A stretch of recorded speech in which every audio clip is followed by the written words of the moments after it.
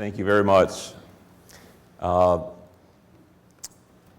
It's really, I want to thank the organizers for this, and I also want to thank all the organizations on this slide. This is my thank you slide. That's why it's been up there for the whole time you've been sitting here. And it's also my disclosure of conflicts of interest, since I owe so much to these companies and government agencies that have allowed us to go from the ivory tower into publicly usable technologies.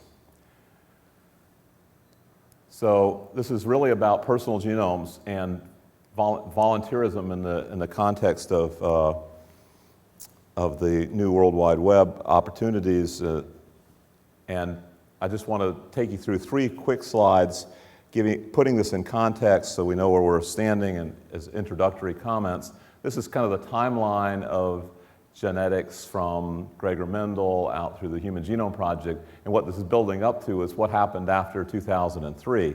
So we have discovery of genetics in the pea plants around the turn of the century, and rediscovery, and then mapping of genes in fruit flies, discovery that DNA is the molecular component of the genetic material.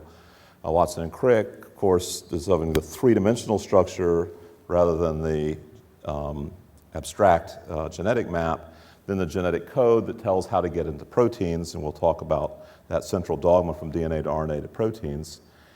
And then Cohen and Boyer with recombinant DNA, which served us very well to get us basically all the way through the Genome Project. Peter just mentioned Sanger and Wally Gilbert developed new sequencing methods, which also carried us all the way through from 77 to around 2005, and is still in common use, but you'll see in a moment how much that's changed. PCR was a key component. Some of the methodologies we'll be talking about. That's a polymerase chain reaction for DNA polymerase. Will make copies of DNA, typically with thermal cycling. And then finally, this series of automation and international efforts at $3 billion cost resulted in sequencing of 1 human genome, actually not even one, no human genome has actually been completed, but success was declared in 2001 and 2002 and so forth every year since then, but we haven't sequenced any yet. So the question is, what happened after this? And what happened after 2003 was really quite remarkable. You're aware of Gordon Moore's law about large-scale integrated circuits, electronics, telecommunications. Computers have all been trucking along at a pretty high exponential rate of a 1.5-fold improvement every year. This is what makes it hard for you to decide when to buy a computer, is every year it gets 1.5 times better. But compare that to what's happened over the last 4 years, where it's gone up, where DNA sequencing has improved by 10-fold every year, and this is due to next generation sequencing or second generation sequencing that kicked in around 2003, 2004.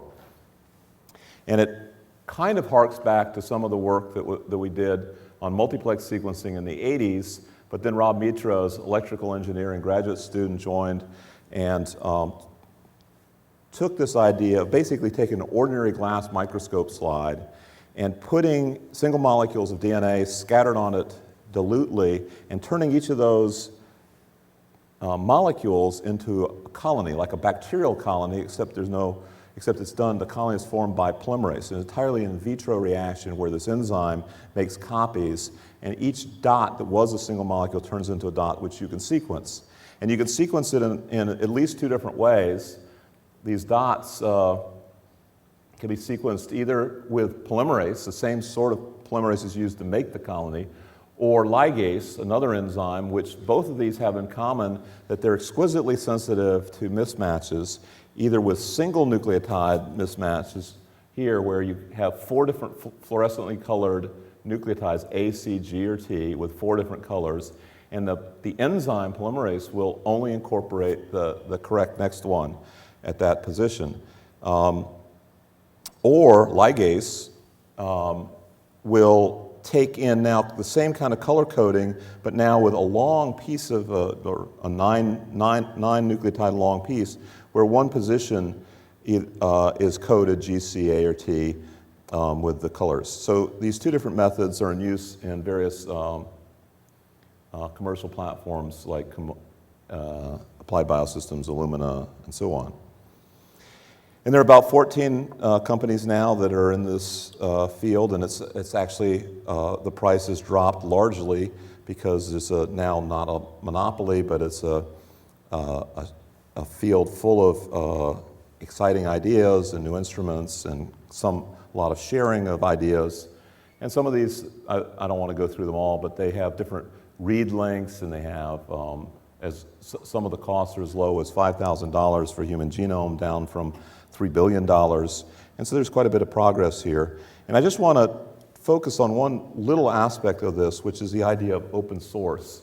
And that open source is part of the two-part theme of the title of this talk, which is how can we utilize the sharing that occurs in Web 2.0, and it often occurs in science. And we'll get to this illustrating here. Rich Terry is the head engineer on this, where the research and development was done at Harvard, but it's done in collaboration with Danaher, a company that makes motion control for semiconductor industry. But the entire object, the entire device is described in detail, and users are encouraged, the experts are encouraged to take it apart and put on new parts. It's really designed to be reconfigured. And the hardware, software, and wetware are intended to be open architecture, kind of like the IBM PC or some of the Google tools, where they encourage a community participation without penalty. And the price of this is about 4 times lower than most of the other instruments, again, to encourage people to not be intimidated by it. Now, if we have all these great systems, why do we need an open architecture? Why do we need to keep developing? And the reason is that we keep thinking of new things, not just new ways of doing DNA sequencing, but new things that you can do by integrating DNA sequencing with other things you do in the laboratory. And in this example, we can add on to this device a very simple device, just the digital micromirror that might be in that projector that's projecting there, where each of these, you have a megapixel of little mirrors, each under transistor control, which reflects light onto the flow cell. We can either have a flow cell of chemical synthesis or a flow cell of enzymatic or cellular reactions. And this allows us to change the sequencer into something that can do fabrication, synthetic biology. It can do sorting of cells. It can do sorting of DNA molecules on beads. It can do a whole variety of things just by adding to a $170,000 device a $5,000 digital micromirror. So that's just an example, and we want to encourage people to think of other examples and be unintimidated by the device itself. And this will be the theme of the open source, is to be not only unintimidated by the hardware, software, and wetware of the sequencing, but also of the information that we're getting from personal genomics. And to illustrate this idea of being unintimidated, demystifying, destigmatizing, and you can ask one of the hardest questions, which is, what if you discover something about yourself or your family for which there's no cure? Wouldn't we be better off not knowing that? And that's a perfectly valid response for many people, but there are many people who take a different tack, and these are various groups and individuals who've decided that they want to talk about it openly. It's non-anonymous. They actually say, our family has this problem, and what they're doing is becoming activists, biological activists. So we have, for example, here's Nick Nolte and Susan Sarandon in a kind of a typical Hollywood blockbuster on a typical subject of lipid biochemistry. And they didn't know much lipid biochemistry when they started out, but their kid had this inherited disease which was new, and they learned enough about it, and they raised community consciousness and awareness and raised money and actually contributed personally to the nutraceutical that definitely helps in this case.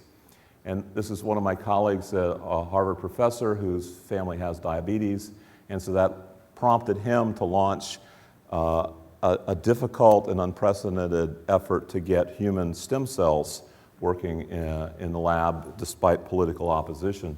And Michael J. Fox has very publicly come out for Parkinson's disease, and Hugh Reinhoff is here on the cover of Nature with his daughter, and he's trying to figure out what she has. It seems to be a new syndrome. And the Haywood family, one of the brothers here had ALS, and they established patients like me to allow people who had not just ALS, but a variety of neurodegenerative diseases, psychiatric diseases, AIDS, things that you would think would be very stigmatizing, the things that you might want to hide from the world, but they decided that the benefits to the community of other people that had this would outweigh the risks to themselves, and so they share very freely their symptoms, their name, their face, what treatments they're taking, what drugs, and so forth. Nancy Wexler, Betty Ford, you get the idea, is that there is action that you can take in every case. On a lighter note, you can take action by buying your kids a do-it-yourself biology kit, DNA Explorer, for $80, and they can use this to, take some saliva and sequence their DNA and find out who their father really is, and other innocent activities for your kids. Or the National Geographic, in collaboration with IBM, has allowed you to trace your roots all the way back to Africa through this circuitous route. And 23andMe got the invention of the year for this tube that you can spit into. So that's a great invention.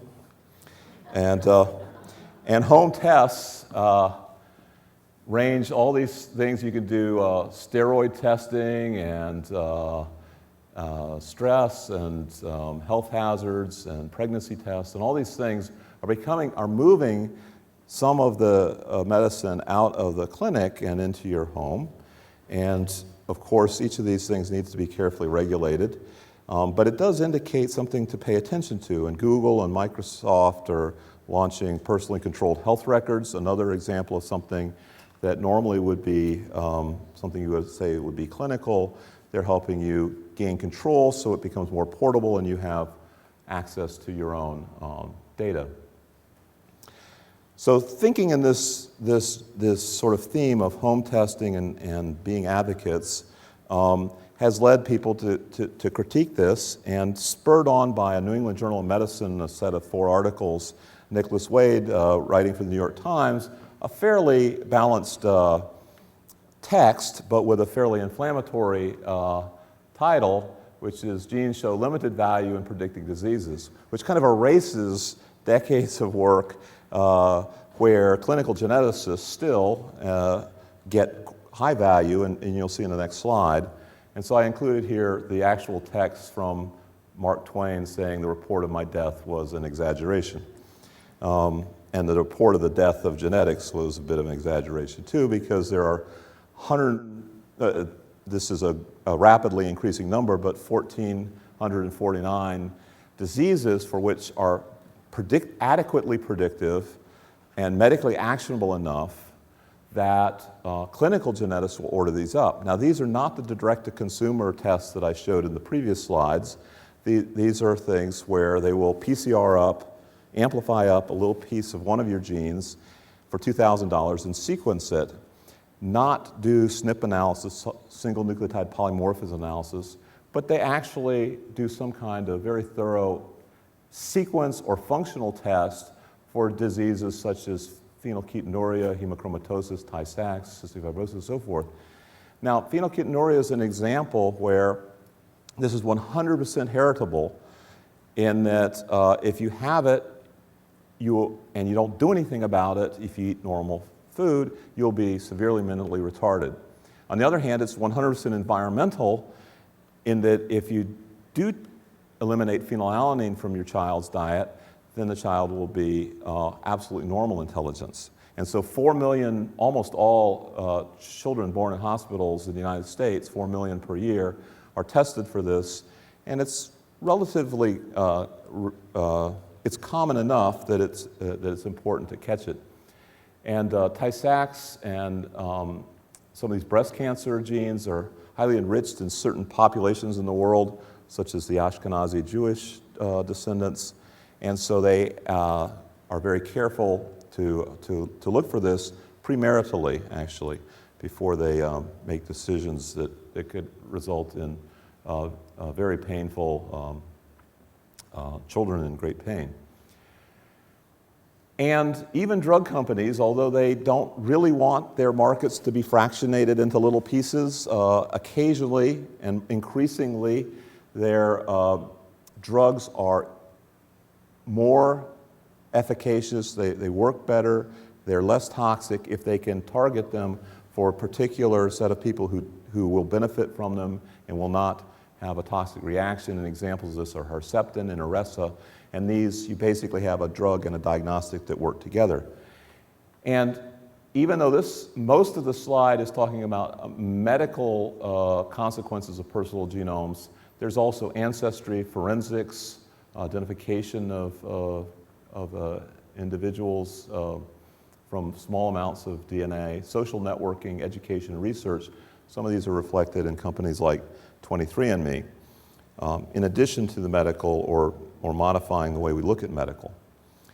Now, the theme that I'm developing here is the idea of open architecture, of shared information, and some wonderful examples we have. I already mentioned the IBM PC, the World Wide Web, many people use that. Linux operating system as an alternative to Microsoft monopoly, and Wikipedia.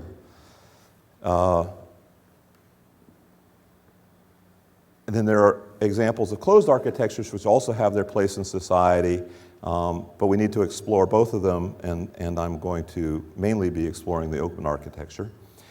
And we had for the Genome Project, we had a huge effort to get the data out as quickly as possible.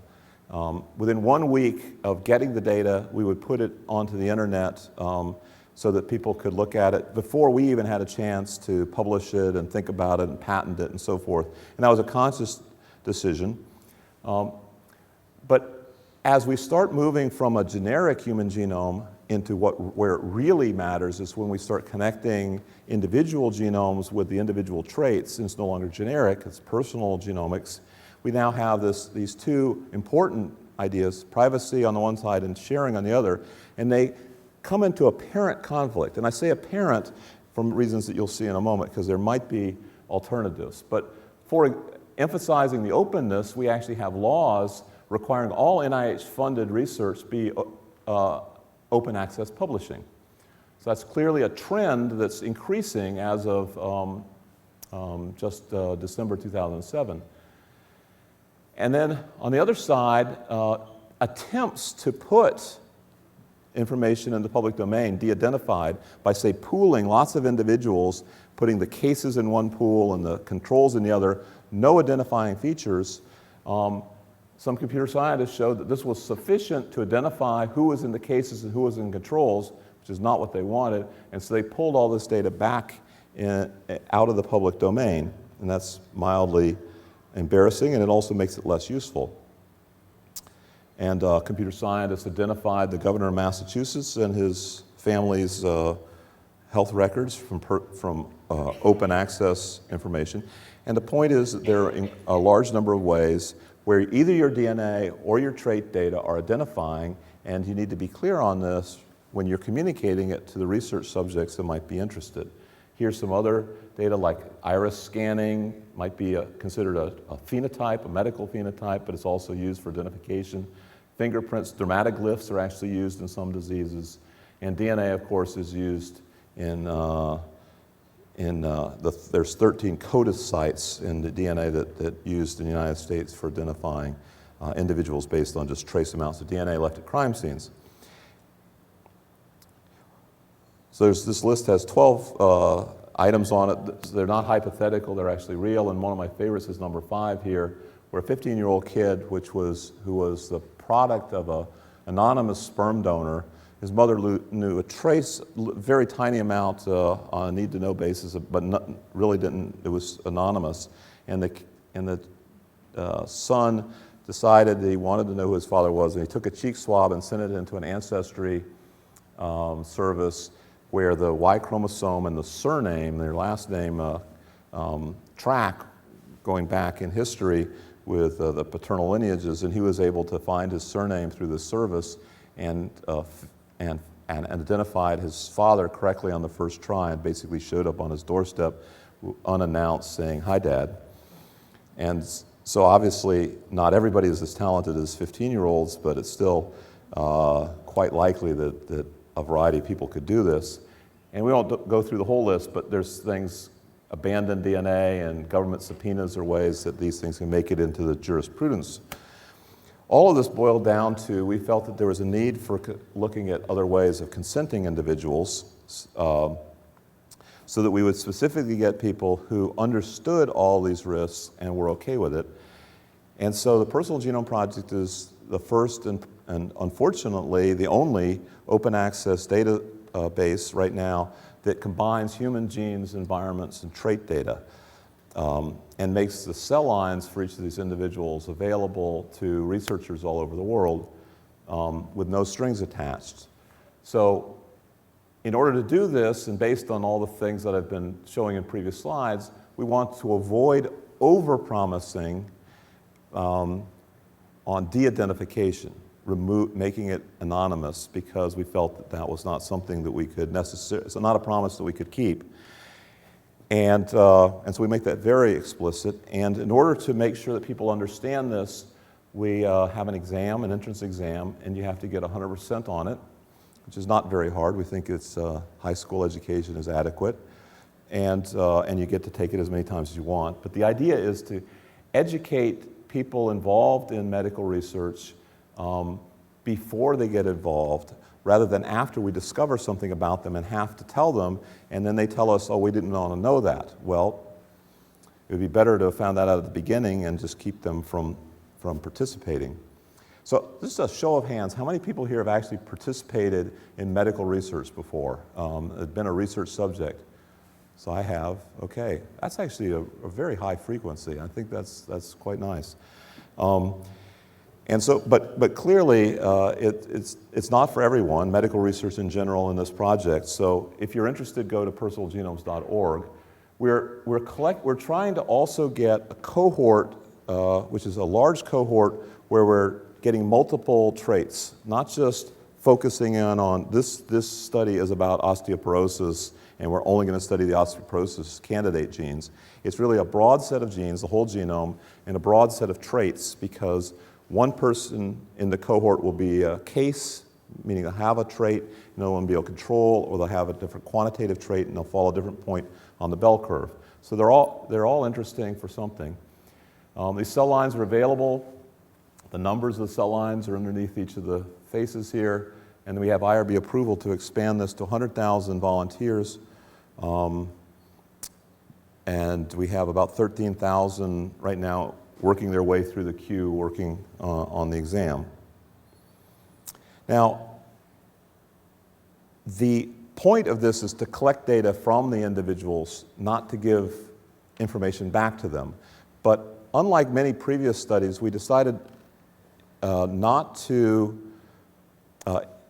there's an increasing trend to acknowledge that if you find out something that's highly predictive, highly actionable, and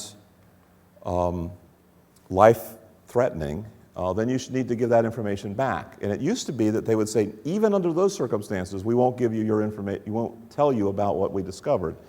So we're trying to hit a balance between, we don't want to be a service and we don't want to promise that we're doing clinical research, a clinical service, we're just doing research. But just in case, we do want to look for alleles that might be actionable. And here's a case which is kind of in a gray zone. We've done in order to make this possible for us to fairly automatically look for alarming sequences in these genomes, we have about 17 full and partial genomes that we've done. And one of them turned up, as an example here, hypertrophic cardiomyopathy. And this is fancy medical jargon for the wall of your ventricle of your heart enlarges, and if you're exercising without any warning, you can drop dead during exercise. Even athletes drop dead on the basketball court from this. So it's something that you wouldn't dream to ask your physician normally, but if you have it, it's good to actually find out whether your heart wall has enlarged. Now there are many different ways you can get this disease, many different genes, many different ways of changing each gene. This particular one that the PGP number 6 had, it's the mutation was an A at position 13 to a T. That mutation was only found once in the literature. We searched through all the databases and all the literature. We found one example, and that individual had hypertrophic cardiomyopathy, and clearly all the normal people that didn't have it. So you could consider this a case and all the others a control, but it really wasn't a design study, and the number is too small to have any kind of confidence that this is an association. But we felt, and so a number of 1 is not really enough to worry this individual about it, but we felt like we should follow up a little bit, and it turns out that the clinical geneticists on the staff of the PGP know that if you ask, then ask around, then you will find out there's a lot more information than is available in the literature and in databases. So they ask around to their friends, other clinical geneticists and genetic counselors, and found a very large number of cases here, these black squares and circles, which represent additional cases of this same previously very rare allele, and now many cases of having the allele and having the disease. We felt that this was not airtight, it was not entirely predictive, but it was enough evidence that accumulated that we should ask this person or recommend to this person that he talk to a physician about it. And so he went to a cardiologist, got an echocardiogram and an EKG, and the good news is he's so far symptom-free, but the cardiologist feels that he should have a checkup every 2 years to make sure that the ventricle wall doesn't get larger. So this is a kind of an example from the cutting edge of personal genomics, where you get something which is fairly new, and you have to expand it a little bit in order to justify telling it to somebody. In many cases, there will be something which isn't justified, and the patients have access to their full genome, but you may or may not want to alarm them about it.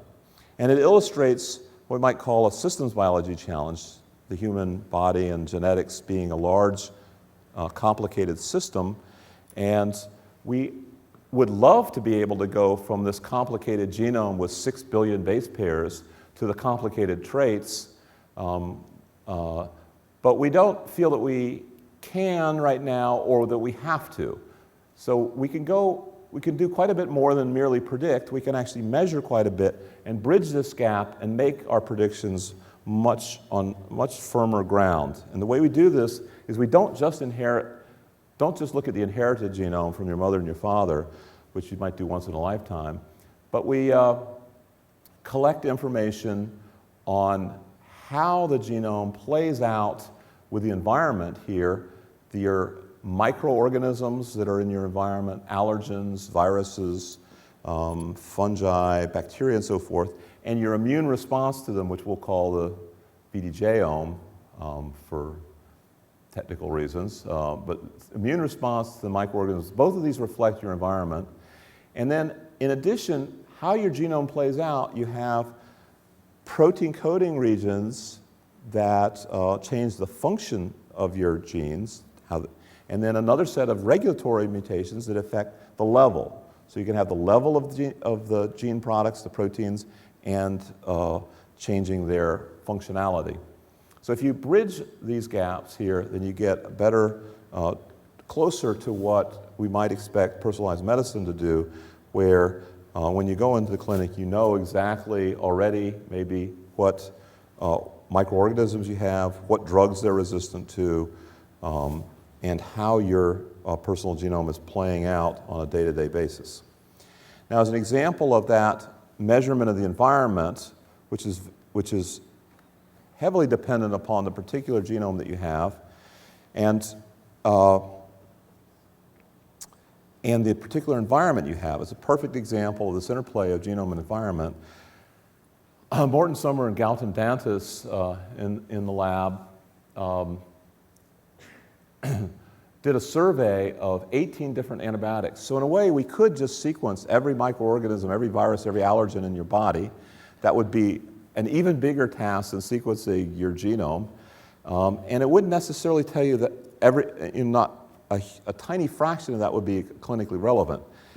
But one thing that we know is clinically relevant is whether your microorganisms are resistant to particular drugs, because there's no reason to expose you to drugs that aren't going to work for you and might be toxic. And so we call this kind of enterprise a bioweather map because we think that average citizens can be excited about weather. They understand weather. It's a type of science that connects them. It's immediately useful and understandable. And we feel the same thing should be true of, as you see a cold front moving in with high or low pressure, you also see a cold front moving in with rhinovirus or coronavirus. And this should be something that people can follow, the consequences of sending their kid to daycare and so forth. Anyway, back to the 18 antibiotics. This is almost most of the major classes that are used. And we sampled environmentally from human oral and gut microbes and from environments which were far away from cities and from farms where there shouldn't be any exposure to these microorganisms. And this is a phylogenetic tree, which is basically, you can think of kind of a family tree of microorganisms, where the further you are from one other the further you have to go down one of these lines and back up, means the more distantly related they are in this family tree that goes, basically it's a tree of all living species. And what's interesting is these are color-coded with all the different antibiotics, and almost every antibiotic has representatives of multiple different distantly related families of bacteria, and almost every one of these bacteria are resistant to one or more antibiotics. In fact, a very common outcome in this particular study is if they would be resistant to almost all of the antibiotics. And not only were they resistant to almost all the antibiotics, they would actually eat the antibiotics. They would actually subsist on the antibiotics as their sole source of food. And I could hear from your response that you were as surprised and amused about this and scared as we are. And so we're following up on this in a variety of ways. Some of these might be new ways of being antibiotic resistance, or they might just help us understand the old ways. But it's very important these are living on antibiotics at almost 100 times the normal medical dose that is enough to kill pathogens. Now that's what the microorganisms you see in your body can spike. You'll get a microorganism coming in your body, and it'll be there for a very short period of time as it gets cleared out by dilution or by immune response or something like that, and it's gone. And so you can't blink. If you're doing a molecular assay, you have to get the timing just right or take a lot of time points. On the other hand, if you follow your immune response to it, the immune response comes up and then stays up for years, sometimes decades, and so you have a greater opportunity to see that you've been exposed to something. So this is the basis of the HIV test, for example. If you've been exposed to HIV or tuberculosis, you can detect this by your immune response to it. And your immune response, or at least part of it, is composed of this kind of textbook Y-shaped molecule which has 2 light and 2 heavy chains, and each of these little black bars is a portion of the chain that's just hypervariable, changes quite radically because there are multiple copies of the genes, each with its own type of reactivity, and these are combined. It's one of the few genes in your whole genome that actually changes from cell to cell, and it changes very dynamically and is selected for responsiveness to microorganisms or vaccines that you're being exposed to. And there are millions of combinations that can occur. And so we would like to be able to do is sequence these hypervariable regions, these black bars here, and that might change from day to day, week to week.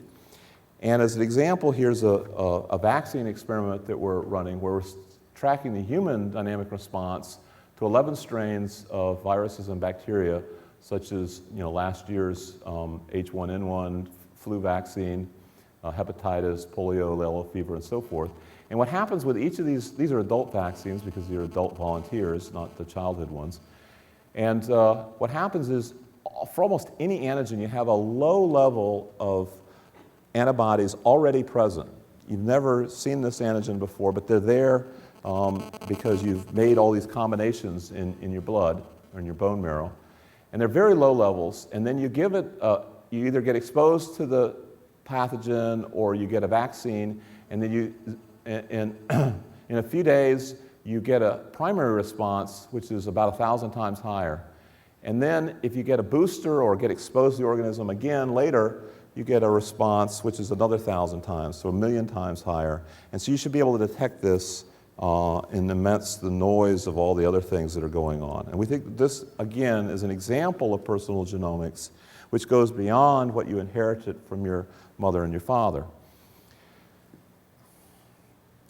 So that's the environment, but what about what we call the epigenome, which is maybe a little hard to predict from your genome, but it's important. It's something, your genome is present in every one of your cells, fairly much the same except for your immune system.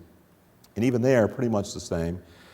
But your epigenome is how it plays out. In other words, how it's regulated and how the levels of all your RNAs going from DNA to protein change. And this is regulated by methylation and protein binding and so forth. And this helps us bridge the gap between your personal genome and your traits via your environment. And just a quick textbook refresher is what we're calling the epigenome is this whole transit, or sometimes called the central dogma, where you go from DNA to RNA to protein. You get DNA that can replicate, being transcribed by this little yellow polymerase, just like the polymerase I mentioned earlier, to make RNA that goes through various processing steps, leaves the nucleus, this blue nucleus, goes out and binds to these ribosomes, makes protein, the little green proteins. And there's other RNAs that are made that are needed for translation, needed for regulation. The proteins themselves can be regulatory. So this whole regulatory network is sometimes called the epigenome. Now, to get at the epigenome, you might want to collect a very large number of samples. It's not just your one genome, it's different time points, different tissues, different cell types, and so forth. And so we do this barcoding. It's just like barcodes in the stores, except now it's molecular barcoding. You're barcoding with DNA that allows you to that every time you take a new sample, you immediately barcode it so you don't lose track of it. And no matter where it goes, no matter how you sequence it, you know that came from that person, that cell type, that day. And there are many different kinds of RNAs. There are RNAs that code for protein. There's regulatory RNAs, like so-called microRNAs. And we've developed ways to efficiently barcode via oligonucleotide adenylation, just jargon for preventing them from forming these circles, which is what you don't want, and getting this barcode in red attached to your whole collection of microRNAs in yellow. RNAs don't just go straight from your genome to translate into proteins. Sometimes they get edited. These aren't really mutations, these are programmed editing. There were a very small number of these that were known when Erez Lebanon started looking at this both computationally and experimentally, and he hypothesized there would be a lot more, and he would try to figure out the rules from the first 10, and it allowed him to discover 569 of them, and that number will probably go up in the future, where you see a mixture of the original A and a G, which is introduced, edited into the RNA on its way to proteins. Another kind of regulatory phenomenon, just kind of give you a feeling from, this is from the cutting edge of science and personal genomics, is you can look at Madeline Ball looked at the methylation, which is related to expression level, by this trend, this rule that high expression of the RNAs corresponds is known to correspond to low promoter methylation, but also to high gene body methylation. So you can see this really dramatic dip for the red RNA species, which are high expression from the high levels of expression, relative to the blue, which is low levels. And so you can see these kind of trends when you develop genome-wide assays. And again, these vary from day to day and tissue to tissue. We do selective sequencing to do this, where we can take a little red piece of synthetic DNA to fish out the yellow parts of the genome or the transcriptome that you're particularly interested in, the RNA. And by either gap fill-in ligation or hybridization selection, we can pull out literally hundreds of thousands of different parts of the genome. You can either sequence the whole thing or go in and pick selected parts, like say the drug resistance components of all the microorganisms. So you don't have to sequence everything. But you can put in 258,000 different, think of them as molecular tweezers in one tube of solution. And this is Kun Zhang, who's now at UCSD, did a lot of this work and figured out how to do this and refine the methods without going broke buying 258,000 oligos every time he changed his protocol. And the reason that this was inexpensive, you can kind of get the theme here, which we make oligonucleotides on arrays, and then we can strip those oligonucleotides off the arrays, so we can make hundreds of thousands in a automated manner. And we don't need to go through all the details, but you can basically amplify them because they're in trace amounts, and then chew off the ends of the amplification, and then these things will circularize, and you could fill in a ligate. And here are these barcodes again. You can introduce DNA barcodes on the fly to identify the patients and the samples. So the good news about this very simple plot really is as you increase the number of genes that you're considering for an association, a correlation between your genome and how it plays out, causing your various traits, your genetic inheritance and diseases and so forth. As you said, there are 3 million differences between you and the reference sequence. And those 3 million differences, any one of them could be causing your disease or your diseases or your traits that might not be diseases. And so each of those is a separate hypothesis, an idea that you want to test. And the more ideas you want to test, the weaker your statistics become. But the good news is even as the number of ideas you want to test, all sorts of combinations of alleles, genes, environment combinations, even as that goes up into the Avogadro's number of hypotheses, of ideas, 10 to the 22nd, billions and trillions of ideas, the number of genes goes up, the number of, individuals you need to recruit in order to get statistical power goes up very slowly, logarithmically, and this is good. You still need a lot of people, 100, here thousands, but for lots of rare diseases and low risk ratios, you need lots. And it might be the number of hypotheses that we had in the previous slide, I said it might be 3 million, or 1 million, or 300 per gene, or maybe you can lump them in various ways with gene sets. But it's a large number of hypotheses. And when you finally get a correlation between genes and traits, you might want to prove it. You want to move from association or correlation to causation. And just give you some flavor, this is not the only way to do it, there are many ways. But one of the ways is you can engineer mammalian genomes. And mammalian could mean you can engineer your own human personal stem cells, we'll get to in a moment, or you can engineer a closely related species to see if you can reproduce the trait itself or some surrogate for the trait, some cell-based or organism-based trait. And so here's an example where very interesting trait, little off topic, but the mouse lives for about 2.5 years, kind of illustrates how how really age is a planned obsolescence, because a very closely related rodent called the naked mole rat will live for 28 years. In addition, it has skin that is pain tolerant. It can tolerate high acid buildup that happens because it's very carbon dioxide tolerant, because it lives in close quarters underground. And it lives more than 10 times longer than its close relative. And so by engineering their genomes, you might be able to figure out what, over a long period of time, it's hard work to figure out what genes in the naked mole rat can be introduced into the mouse to make it live longer, or any of the other traits.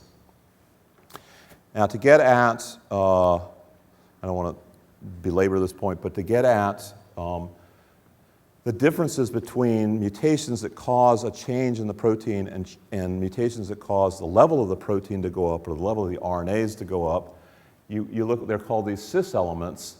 These are regulatory elements that act only on the strand of DNA to which they're attached, and usually in close proximity. So if you think of these two strands of DNA, one was that you inherited from your father on the top, and one you got from your mother on the bottom.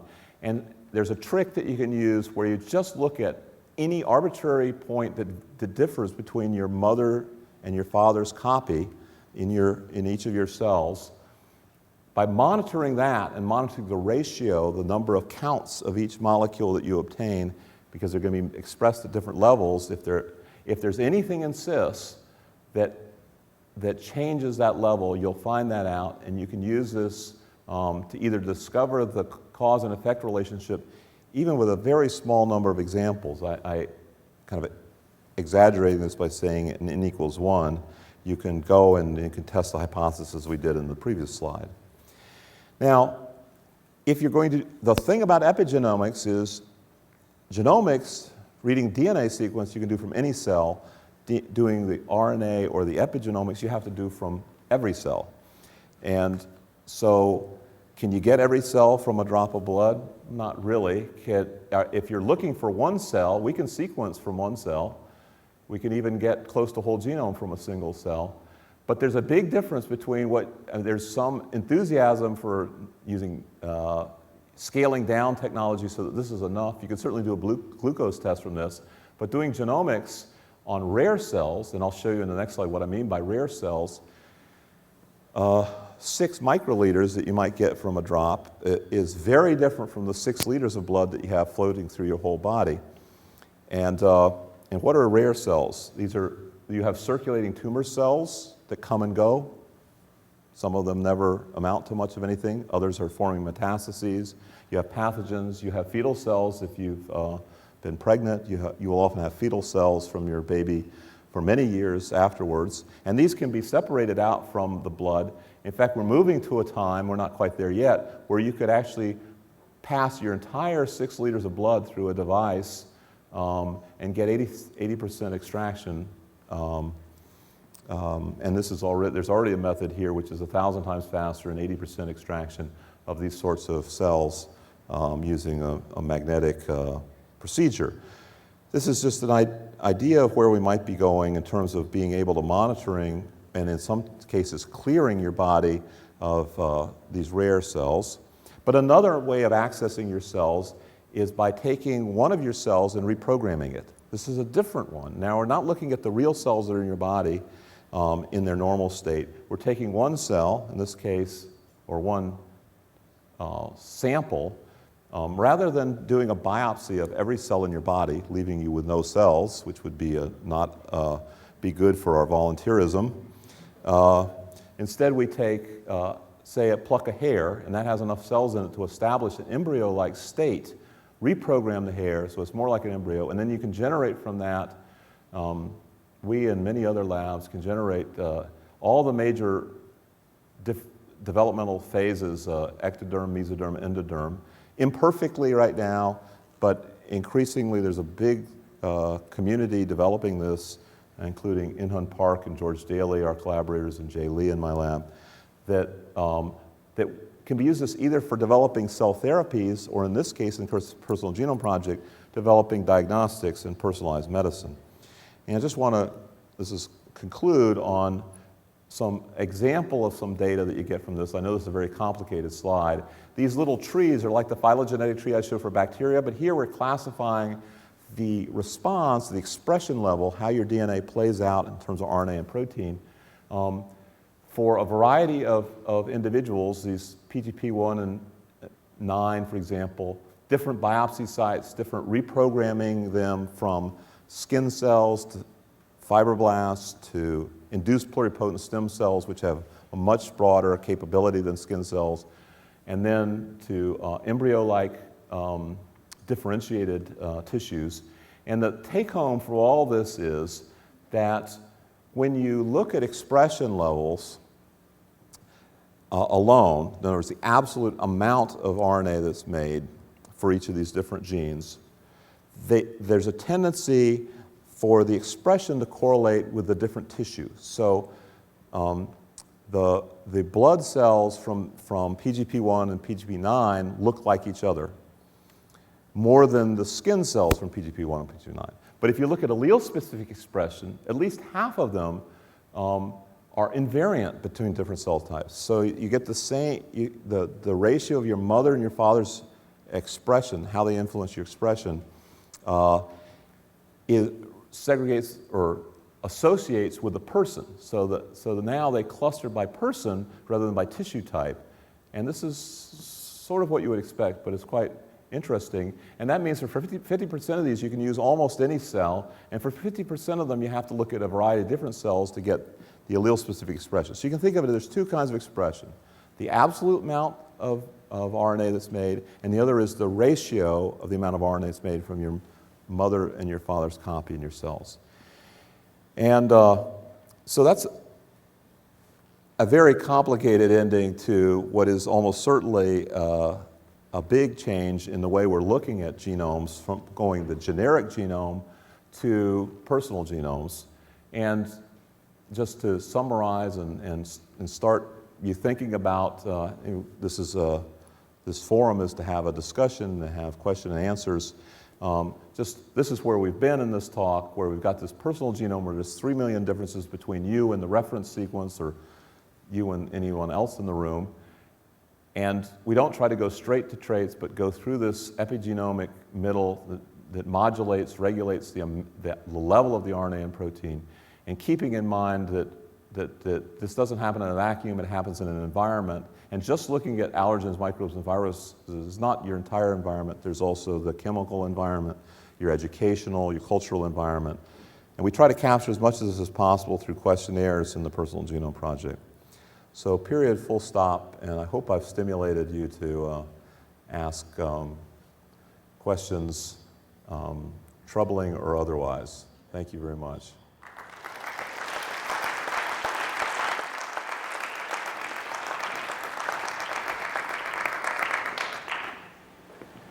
Thank you, George, for a fascinating talk. For the question, I please ask you to take the microphones. We have 3 microphones in the audience. I also ask you kindly to fill out the surveys. It's important that we get feedback, and I'm sure they're interesting questions. Who wants to start? Back in... Just one minute. Yeah. Hi. I was wondering, do you think there will ever be a personal epigenome project? Yeah, so the question of a personal, in a way, this is a personal epigenome project. We are collecting from each individual some cells. So, for example, skin or hair cells, from which we can reprogram their cells and determine how the epigenetics plays out. And to some extent, we could get cells. We get cells from blood and saliva and so forth.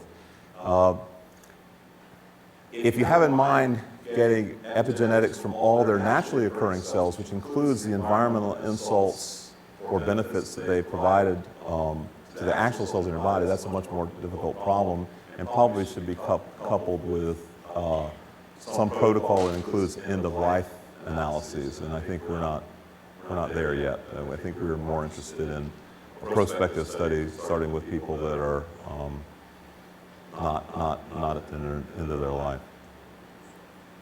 Question over here. How long has it taken you to get? Oh, sure. How long have you been organizing the project? You say you have 13,000 participants or people in the process. How long do you think it will take to get to 100,000? And how important is it to get to 100,000? So the question is, how long has it taken? How long will it take?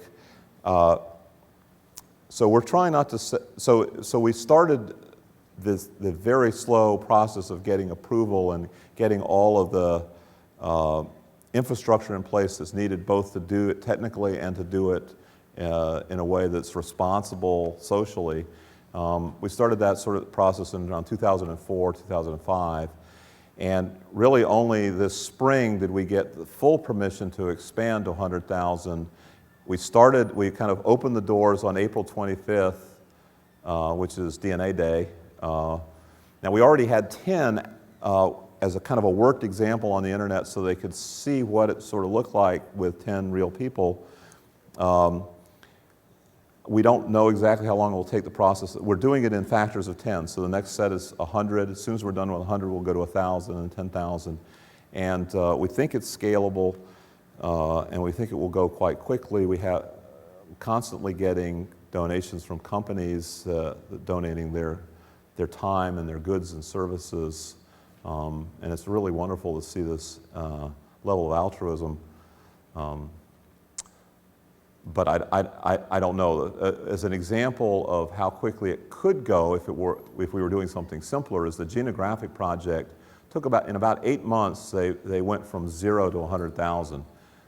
That's a much simpler process. They were just looking at 12 different places in the genome. We're looking at all 6 billion places in the genome. So, but there's been a lot of technological progress since then as well.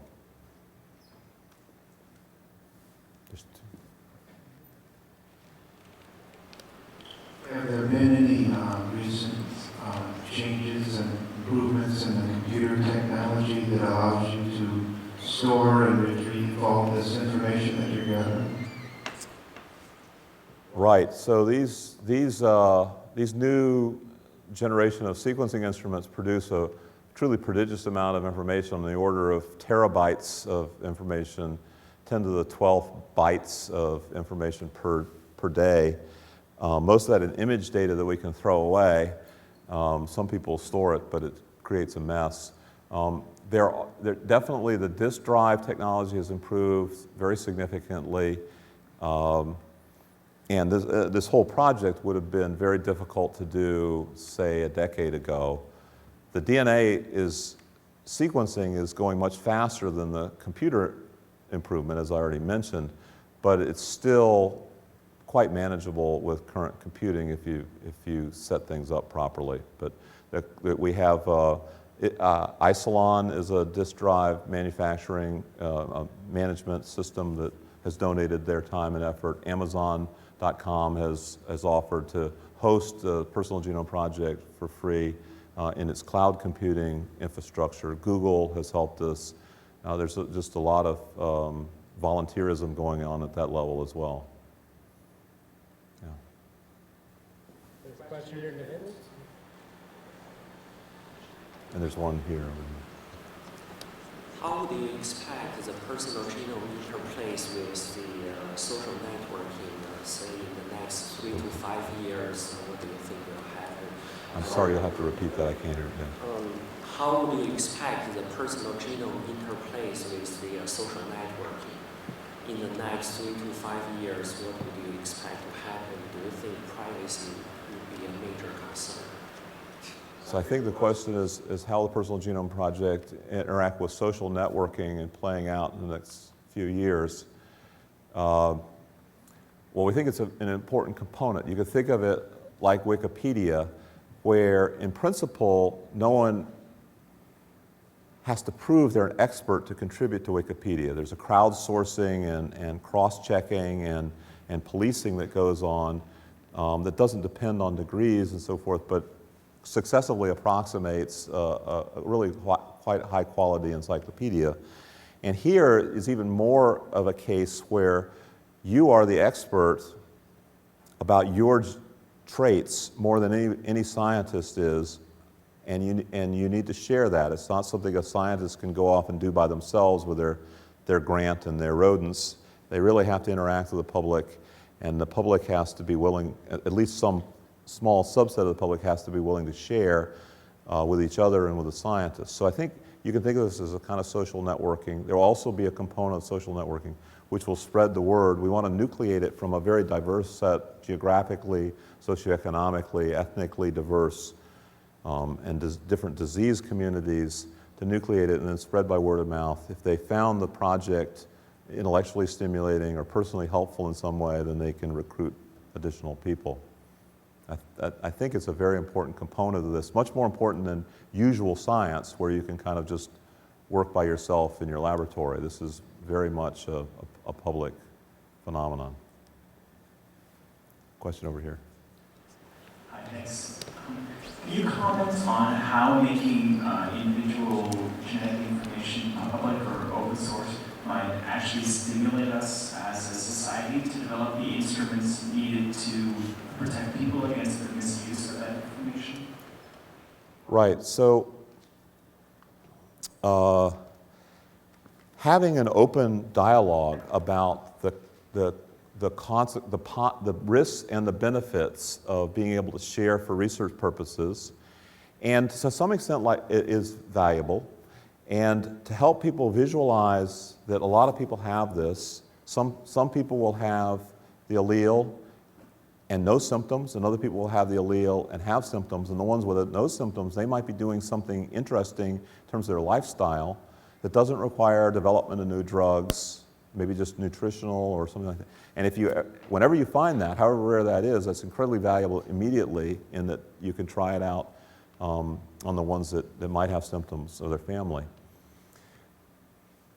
From that context, insurance companies and even employers might find that it's in their best interest and in their community's best interest to provide, either free or for nominal costs, access for everybody, all employees are insured, their own genome, so that the employer and the insurer doesn't see it. They provide it, or they provide money for it, but they don't see it.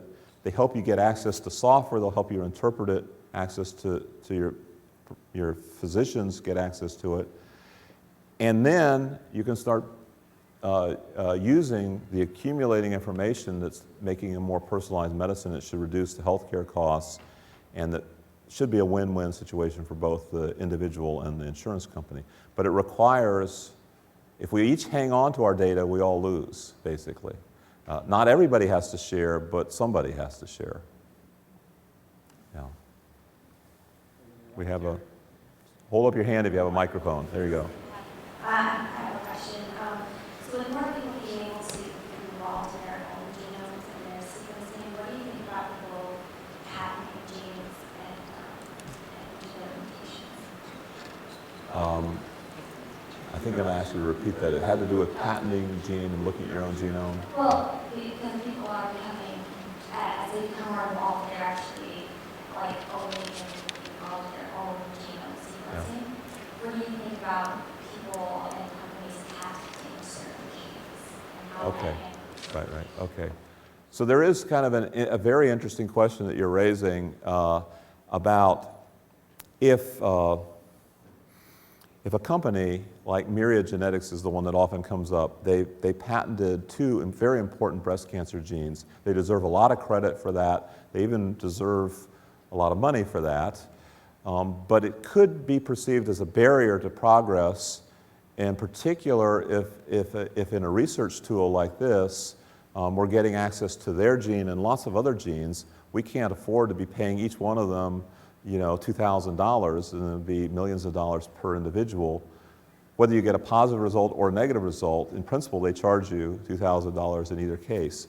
So that's clearly a non-starter for research, and I think it's not their intention to interfere with that kind of work, and it's not our intention to interfere with their business model. In fact, we genuinely hope that if there is a positive in heaven forbid, in any of the individuals in our project for one of the 2 breast cancer genes that they use, that they will confirm that by taking a clinical version of this. In a way, they've been alerted, but they really should get the test from Myriad. Moreover, all of the people in the family should consider doing that. So rather than stealing business away from these patent holders, we may actually be generating business for them. So that's one way of looking at it, is they shouldn't be threatened by our project. We shouldn't be worrying about paying $2,000 for each of 1,400 genes. But the other way of looking at it is probably there will be a trend in society to reduce those costs and figure out other ways for these companies to make money than patenting every single interesting allele that's in the genome. It really should be getting close at this point to free. It should really be part of the healthcare system. And I'm sure there will be all sorts of creative business models for allowing us all to innovate and invent without burdening the medical system. There's a microphone here, and you have a microphone? Yeah. Go ahead and start. In the way of prevention, what sort of things should we be anticipating? Prevention, did you say? So the preventative part of personalized medicine, is that the question? Yeah. So, well, phenylketonuria is a classic example where if a baby has this, then your prevention is you get them immediately on a very extreme diet without any phenylalanine. So they can't drink, diet soft drinks that have NutraSweet, any phenylalanine derivatives. They can't eat proteins that have phenylalanine. Other preventatives, if you have hypertrophic cardiomyopathy, then you get a checkup every 2 years. The list goes on and on. If you have a predisposition to breast cancer, then you either get more frequent and earlier mammographies, or you get prophylactic bilateral mastectomies and ovarectomies. And that extends to many other cancers where you might decide that the benefit of getting a piece of your stomach or your colon or whatever is at risk taken out in advance rather than waiting for you to develop a tumor. Sometimes people say, well, all I'm going to find out is I'm going to get generic advice to exercise and eat well. But the fact is, what's eating well for one person may be different for another person. So the Atkins diets is not generic advice, because if you have some kind of lipid problems, you're going to get ketosis. In fact, a lot of people get ketosis on a perfectly good diet for everybody else. And you could say exercise, well, some people should exercise and some people maybe shouldn't if you're at risk for some of these. So I think even what you might think of generic advice should be personalized. Maybe the way you get educated is something that we should consider, not to deny people education, but to customize it to opportunities that might exist. It'll be an interesting dialogue.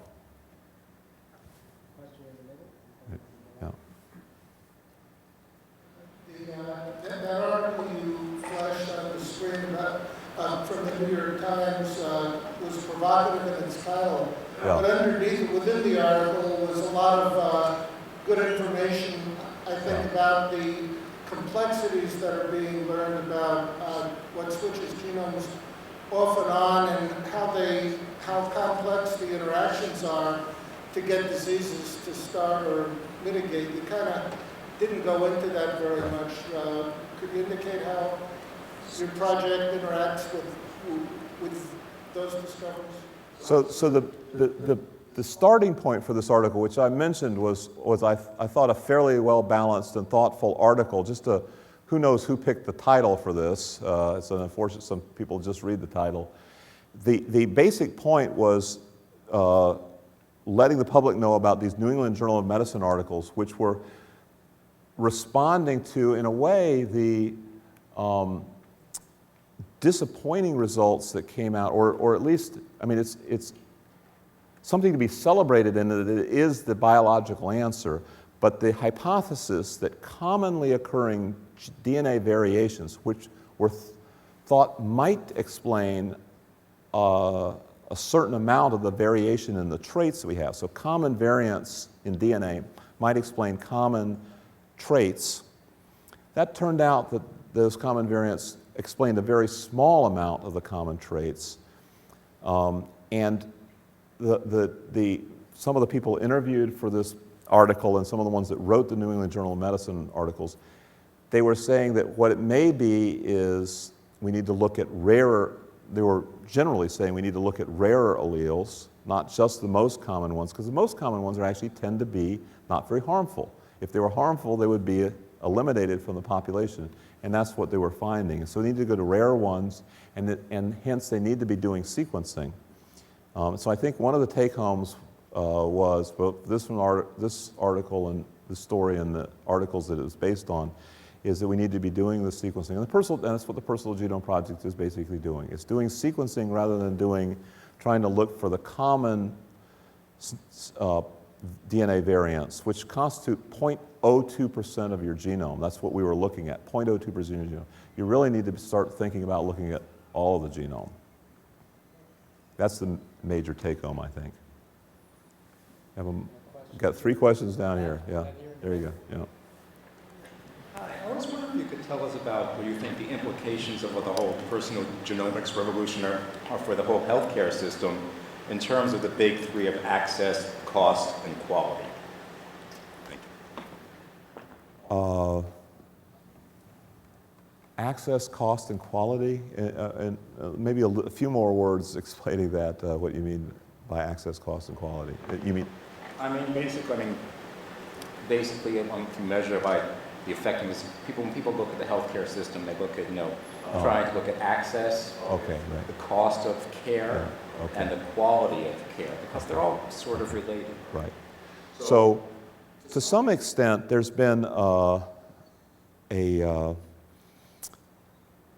reluctance to give quality personalization due to a kind of a fear of too much information. There was a fear that if you collected more information than you knew how to immediately act on, you would be held responsible for it legally at some later date. And I think this is one of those perverse social structures that really we all hoped would disappear.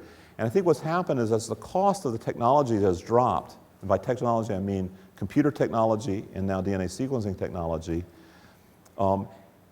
I think doctors and medical societies are getting over this fear of extra data, and that will open the door to collecting these very comprehensive data sets which will lower the cost, because now instead of each test being $2,000 for your inherited genome, maybe $100 for a microbial assay, $100 for the lipids in your. You can do these more comprehensive tests which will improve the quality, decrease the cost, and access is still going to be an issue. It's going to depend on exactly how we do the economics and all the socioeconomic problems. We typically get convoluted on this. But I think overall we're going to be aiming in a direction of greater access and lower costs. And there's something has to change in the healthcare system. This might be it. We don't know. We'll find out. It's an experiment. There's a question here in the middle. Yeah. Yeah, I had a couple of questions anyway. I'm not, a geneticist or anything, but it seems like from gene expression or from the genetic information to the actual expression of the organism or whatever for disease or whatever, there are a lot of factors involved, like the epigenome and environmental insults, as you described. So in order to get a better picture of this epigenome or how it affects, genetic expression, having this really large sample size like you were talking about is important. But what about diversity in the sample? I mean, in terms of getting the genetic information from as wide a variety of genetic sources as possible, and also as far as the environmental effects and the environmental insults that may occur, getting a variation in that environment as well. Have you given thought to that? And then also, when you start collecting a better picture of this, system of genetic expression, going from the genetic information to, the organism expressing itself, how there might be an implication in terms of preserving the overall genetic health of the human genome, not the personal gene, but the human genome on the whole. So certainly we want, we're trying to capture diversity in a variety of ways, working with different communities, say educational communities, disease-related communities, foundations, and so forth. Looking carefully through, when they go through the exam, they give us information about themselves before they actually get fully into the study, and we can go through that information and prioritize initially so that we're seeding nuclei in each of these communities rather than having too many focused on one particular disease or one particular, say, wealthy ethnic group or something like that. And by seeding those, then word of mouth and local press coverage or whatever can then take each of those nucleation points and they spread out from them. But a lot of this is an experiment, and we're looking for feedback on how to maximally benefit the maximum number of communities. So this will almost certainly change with time. Yeah. Question right there. Oh, here you go.